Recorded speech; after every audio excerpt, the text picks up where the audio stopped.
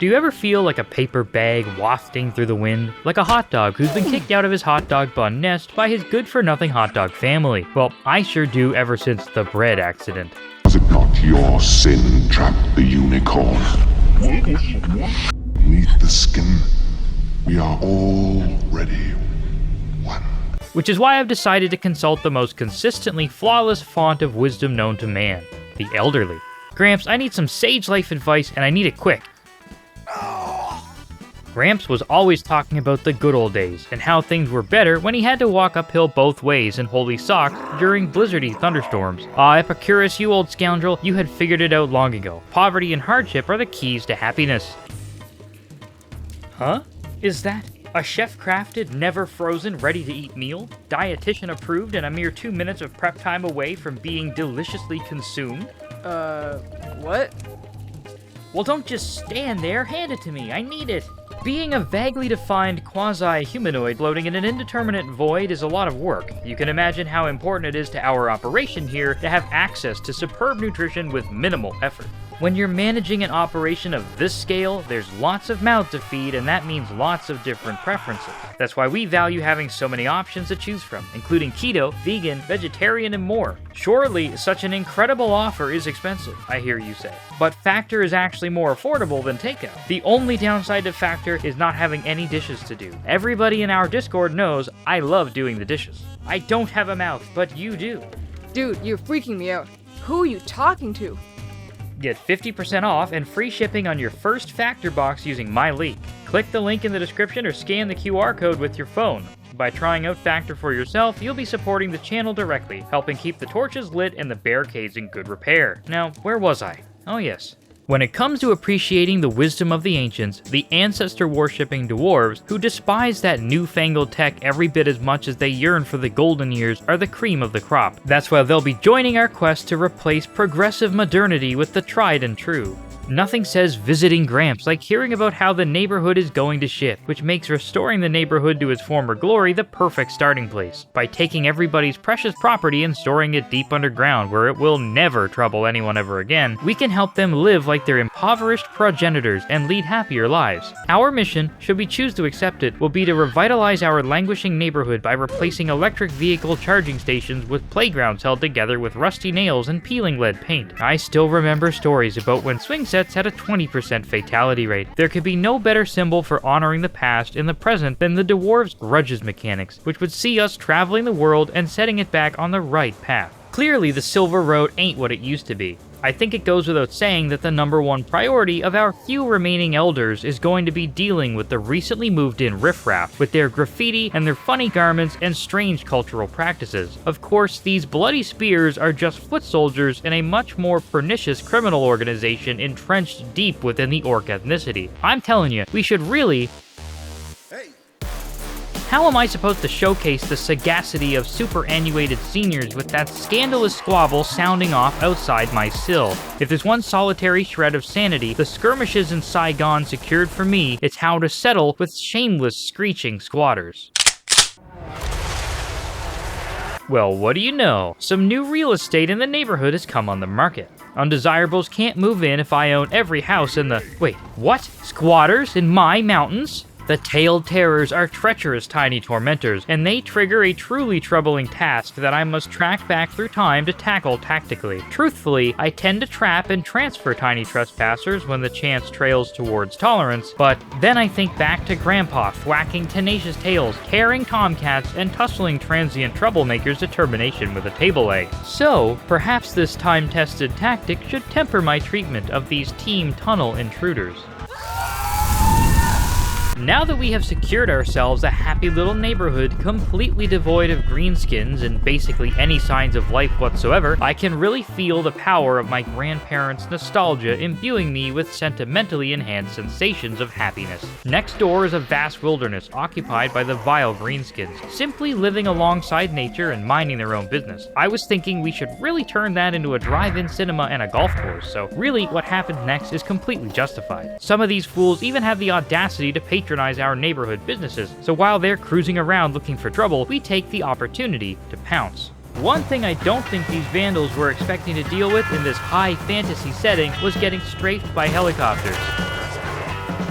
Wait, what? Alright, well if they think we're going to get intimidated by a little wyvern showing up, they've got another thing coming.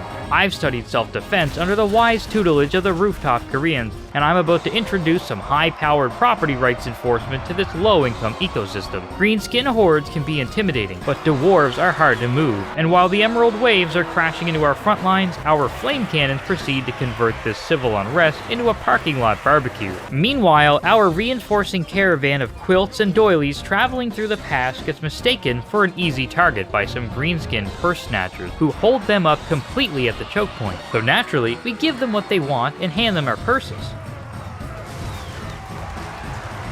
Try as they might, our ancient traditions overcome the youth and property values in the Silver Road skyrocket. Having purified our streets, it's time to start paving over the formerly greener pastures west of us.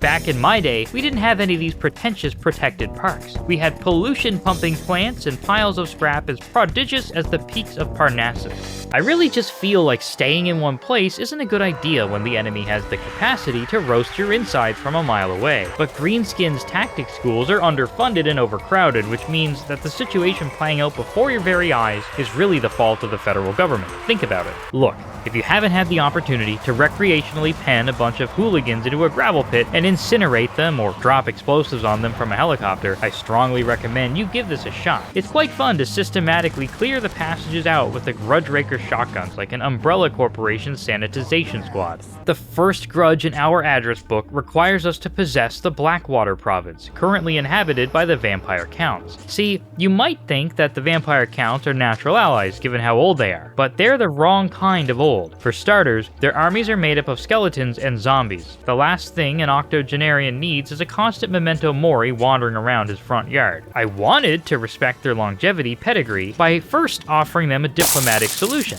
but when I showed up, I found them digging up my freshly mowed lawn and my beloved petunias, looking for old Fido's bones, and that was the last straw. I knew right then and there we were going to need a homeowners association. Vlad tries to intimidate us into leaving his neck of the woods in somber silence, but we had more than a few pounds of retorts prepared for this eventuality. There are many means of disrupting the firing lines and war machines of the Dwarven formations, but in the narrow passages of the underway, the process becomes a lot less desirable. That is why Vlad's undead host did not achieve its war goal of expunging us from his neighborhood. Valuable spectral cavalry with no room to flank were supernaturally singed to spectral smithereens, as hundreds of zombies were reduced to a much less easily resurrected chemical structure. Sure, it gets a little messy, but I know which side of this battle I'd rather be on. The problem with squatters is that they're goddamn communists who want your property to be their property just because they have an allergy to good old-fashioned hard work. Don't let Clan Verm's flaccid resistance give you the wrong idea, though. These socialist types know how to socialize, and before long, our caravans are getting clocked over the head with bricks on their way to work by more organized property pilferers known as Clan Moors. Every single piece of equipment dwarves carry is perfectly suited to rapidly reducing rodents to really small pieces. So when these upstarts decide to cause trouble in our neighborhood, we really aren't perturbed by their sudden appearance. That is, of course, until the single most disgustingly overpowered weapon of mass destruction ever conceived showed up.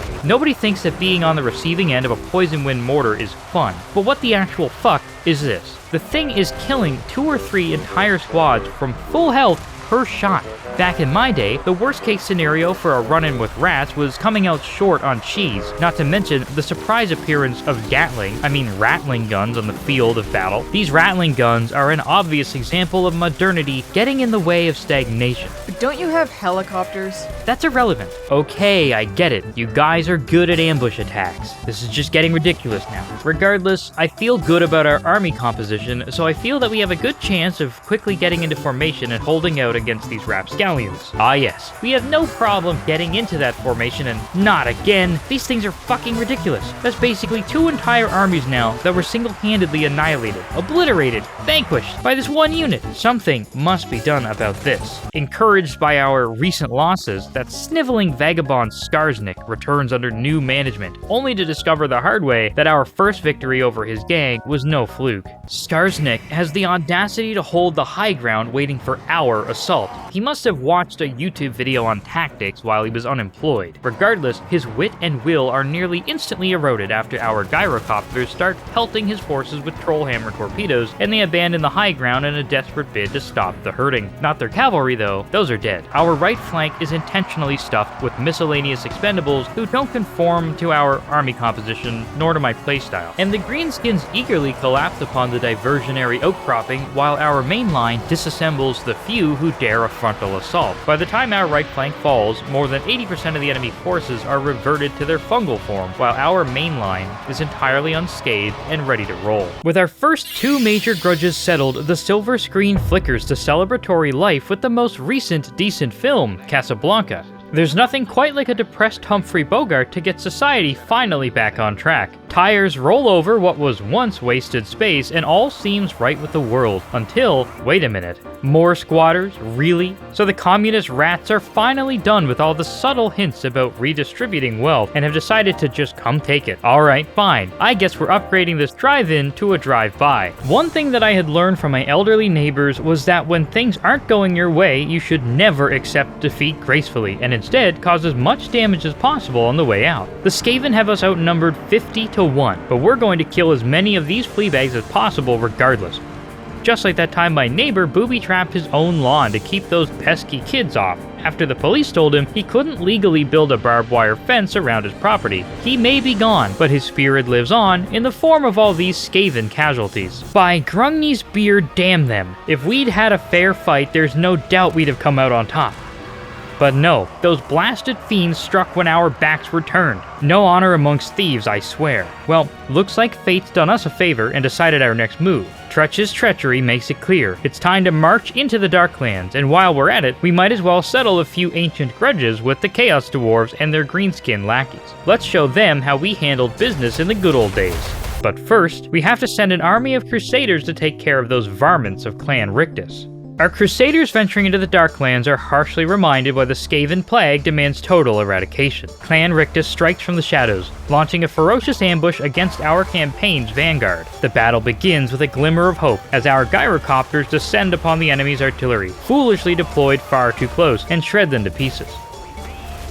But the situation keeps us from regaining our balance fully. Still, the brave dwarves refuse to falter. Shield walls hold firm and axes gleam as they carve through the swarms of chittering vermin. Every step is paid for in blood, and Rictus's infantry and war machines are savaged. Yet, the overwhelming tide of Skaven reinforcements deliver the inevitable. Outnumbered and surrounded, our lines buckle and collapse. The battlefield is lost. But not before our warriors make the Skaven pay dearly for every inch of ground. Through the smoking ruins, our retreating survivors spot Queek Headtaker amongst the ambushers, acknowledging an abominable alliance of abhorrent assailants. Grandad Grombrindle is infuriated when word reaches him of the losses in the Darklands and puts down his runic crossword puzzle to come show us whippersnappers how it's done. Direct frontal assault. We've had a solid track record with subterranean skirmishes so far, so optimism was high coming into this one. But the moment we set foot in this festering cavern of filth, it's clear that something's off. The rickety Skaven contraptions scattered around give us the first indication that this underground scrap is going to play out differently than the last. At first, the rats seem oddly tolerant of our gyrocopter harassment, as if they're just enjoying the show while Grombrindle maneuvers his troops into position. But as soon as our dwarves crest the final hill, the true horror unfolds. A horde of Skaven reinforcements come pouring in, heralded by an orchestra of warp energy explosions that send our gyrocopters into immediate and desperate evasive maneuvers. The cramped tunnels turn against us. Our siege weapons, usually the pride of our armies, are ambushed by waves of screeching clan rats and obliterated in a storm of warp lightning. Grombrindle, undeterred and clearly operating under the motto, if you want something done right, do it yourself, barrels into the fray, but even the white dwarf can only hold back so many rats before being swallowed in a sea of fur and teeth, his last remaining troops falling around him like bearded dominoes. Now the smell of blood is in the air. The nefarious duo resume their bloody offensive, helping the Darklands live up to their name. Would you believe there used to be trees here? Well, apparently Creative Assembly decided to nerf Mother Nature between when I fought this battle and when I recorded the replay, and went ahead and axed the trees. What should have been a heroic stand amidst the protective canopy of the grove turned into a disaster class in standing around in the open like clueless jerks. Just picture it. Dwarves valiantly trying to block arrows with their faces, gyrocopters buzzing uselessly overhead, and the enemy's ranged units gleefully turning us into oversized pincushions. Here, let me save you the trouble of imagining it. Roll the montage of us getting completely obliterated.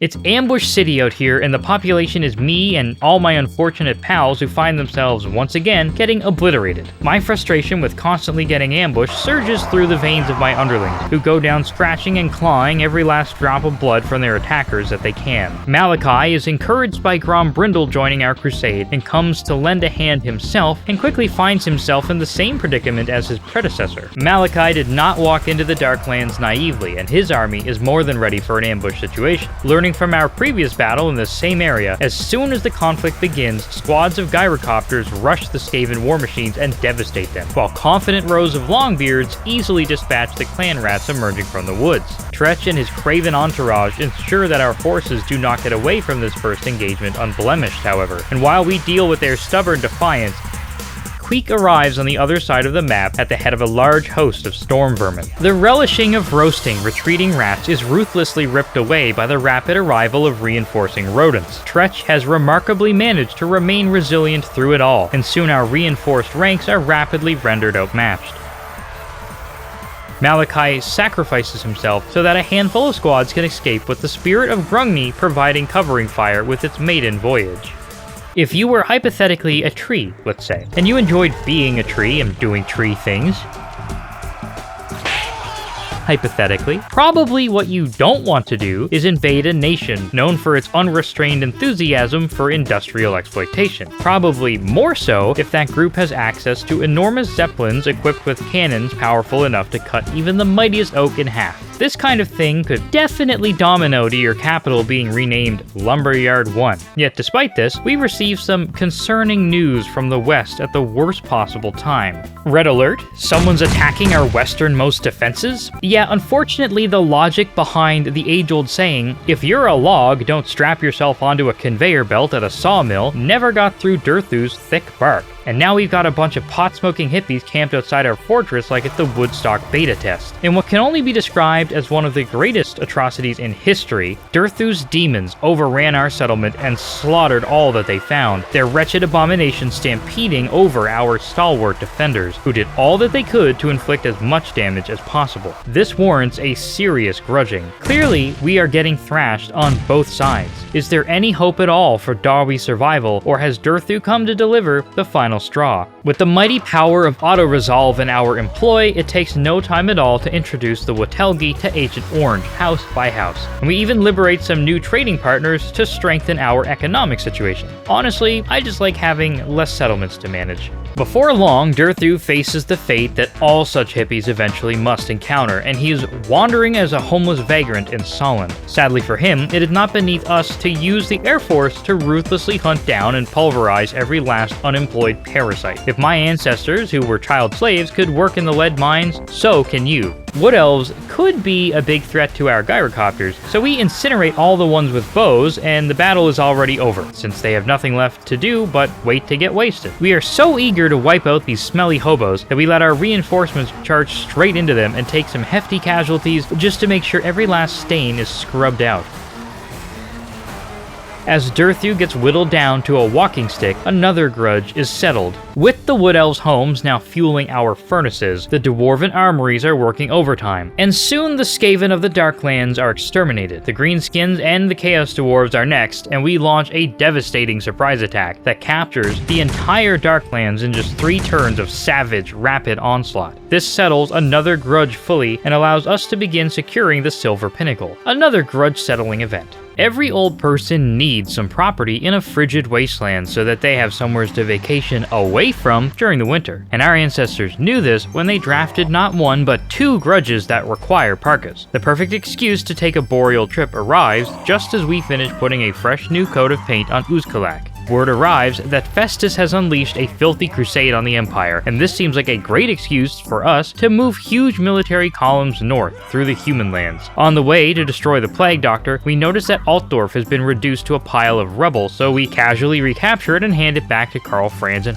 Whoa, calm down, kiddo. Alright, you can be our vassal. Apparently he really appreciated that. Displeased that we reversed his de-gentrification efforts, Festus comes down from his stinky citadel to stop our advance, and we quickly clarify that he is less than a speed bump on the way to our actual objectives. We demonstrate air superiority by killing their heavy cavalry and blunting their momentum. Hordes of Festus's rotting retinues are roasted as they run rampaging roughshod over our resilient resistance, and for just a single moment it seems that things are going sideways for us. But their crumbling bones and scabby skins prove useless in the face of formidable Dwarven shield walls, and soon just a few sordid survivors are fleeing to the hills. Nearby undead factions join Festus, sensing that their own ticket is to be imminently punched. Personally, I'm just relieved to hear that our recent vassal will be expanding his real estate holdings for tax purposes. Thorgrim reaches the brass keep and rolls his sleeves up. It's time to introduce the ultimate anti-Nurgle hero.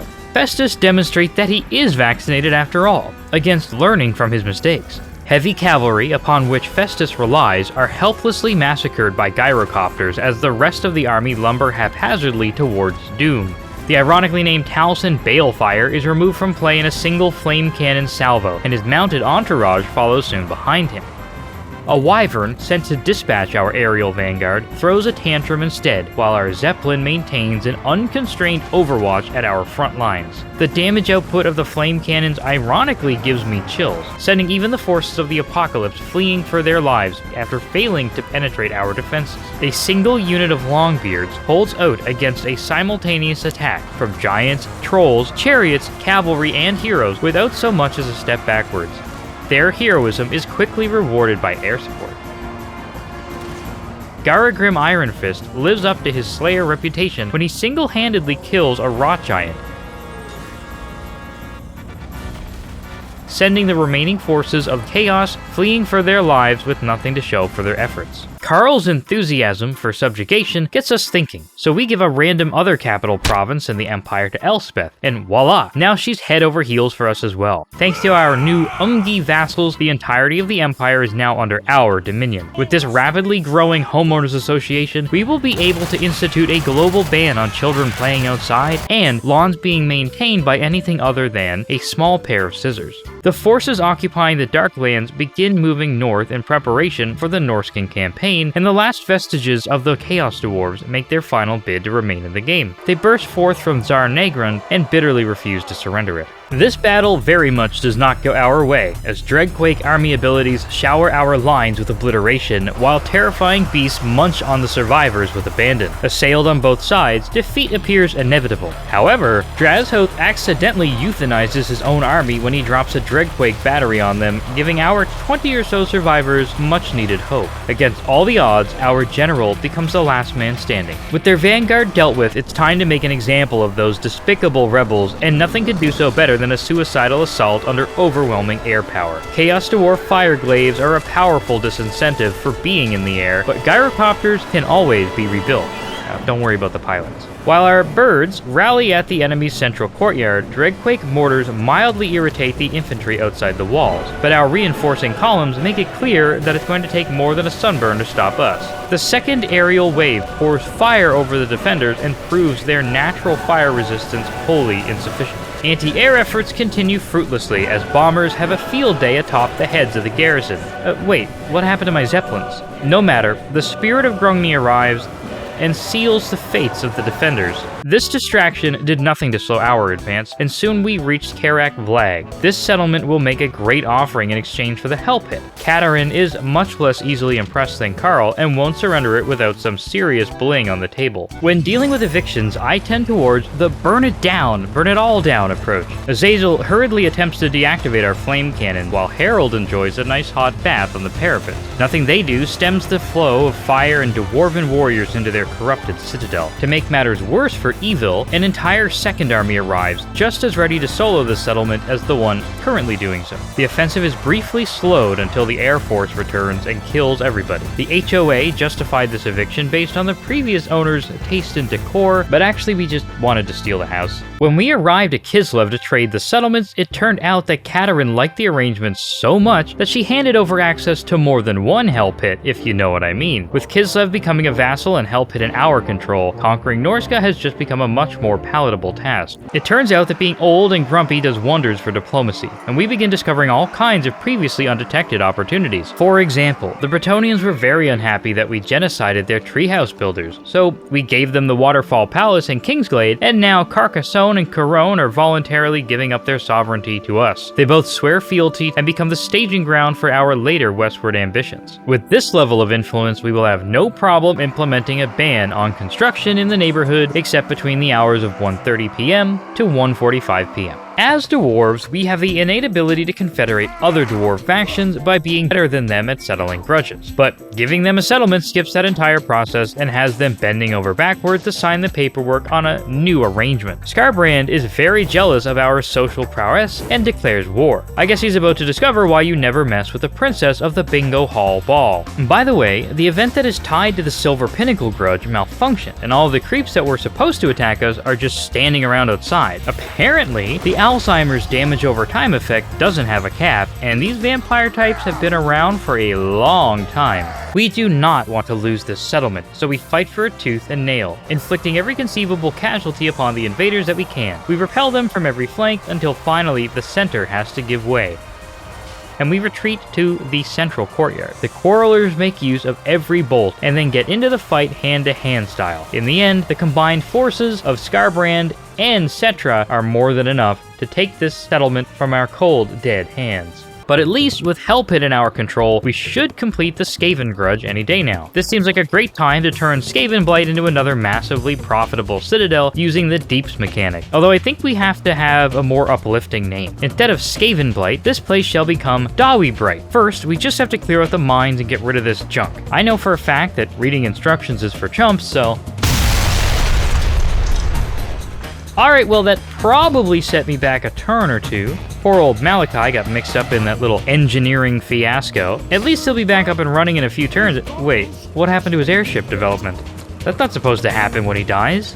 Oh my god, the Warpstone bomb must have destroyed his development just like it did to the settlement. Somebody is going to pay for this. Holy sunscreen on pancakes, the video is already 25 minutes long. I'm not even halfway done yet. And the new DLC comes out in like a few days at most. Oh my god, there's no time. Quick, start packing. Why are we packing? So basically, we killed the High Elves and then we killed the Dark Elves too. So that's how we made the world a better place, by implementing the teachings of our elders. As always, if you enjoyed the video, don't forget to subscribe so you can stay up to date with our exploits, and please consider joining our Discord community where we have a very active and welcoming crew. A very special thanks to our Patreons who made this all possible.